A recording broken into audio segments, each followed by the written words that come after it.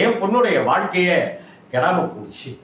நீங்கள் உங்களுக்கு தான் நான் நன்றி சொல்லணும் ரங்கதுரை அப்படின்னு சொல்லிட்டு சிவாஜி சார் பேசாமல் அப்படியே கையெடுத்து கூப்பிட்டு அப்படியே சிவாஜி அந்த கல்யாண மண்டபத்திலேருந்து அப்படியே கிளம்புவார்.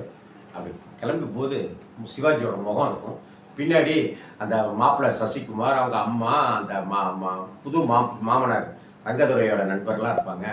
அப்போ அங்கே ஒரு டம்மி டைலாக் அந்த இடத்துல அங்கே இருக்கும்.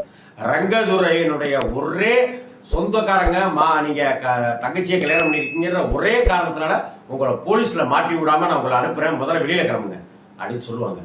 அப்படியே பார்த்துட்டு அந்த இடத்துட்ட மட்டும் நம்மள்கிட்ட காசு பணம்லாம் இல்லாமல் இருக்கலாம்டா, ஆனால் நமக்கு கௌரதிங்கிறது இருக்கு பாரு அப்படின்னு லேசாக மனுஷன் லேசாக அப்படி லேசாக நடந்து அப்படி போவாருங்க. இந்த மாதிரி நடிக்கிறதுக்கு ஒரு பயம் கிடையாது. ஓவர் ஆக்டிங்னு சொல்கிறவங்க யாராக இருந்தாலும் சரி, ராஜபாட் ரங்கத்துறையில்